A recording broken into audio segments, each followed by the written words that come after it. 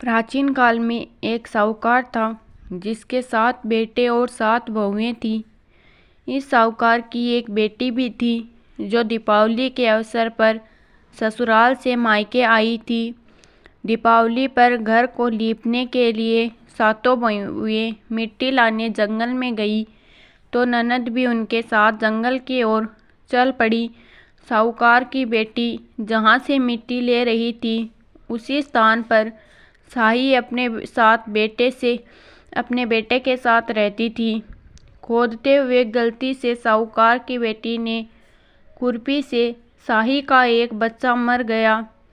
शाही इस पर क्रोधित होकर बोली, मैं तुम्हारी कोख बांधूंगी।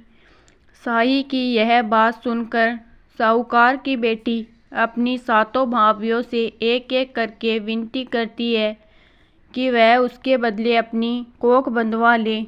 सबसे छोटी भाभी ननद के बदले अपनी कोख बंधवाने के लिए तैयार हो जाती है। इसके बाद छोटी भाभी के जो भी बच्चे थे वह सभी 7 दिन बाद मर जाते हैं। 7 पुत्रों की इस प्रकार मृत्यु होने के बाद उसने पंडित को बुलवाकर इसका कारण पूछा। पंडित ने सुरही गाय की सेवा करने की सलाह दी। सुरही सेवा से प्रसन्न होती है और उसे शाही के पास ले जाती है। रास्ते में थक जाने पर दोनों आराम करने लगते हैं। अचानक साहूकार की छोटी बहू की नज़र एक और औरत पर जाती है। वह देखती है कि एक सांप गरुड़ पंखनी के बच्चे को डसने जा रहा है और वह सांप को मार देती है।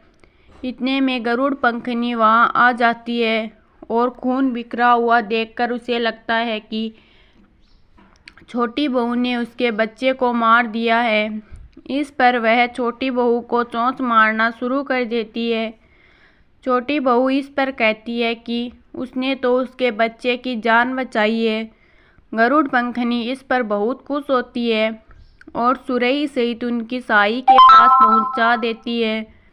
शाही छोटी बहू की सेवा से प्रसन्न होकर उसे 7 पुत्र और 7 बहुएं होने का आशीर्वाद देती है।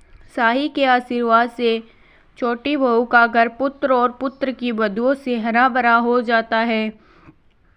और होली अष्टमी का अर्थ इस प्रकार से यह भी होता है अनहोनी को होनी बनाना, जैसे साहूकार की छोटी बहू ने कर दिखाया था।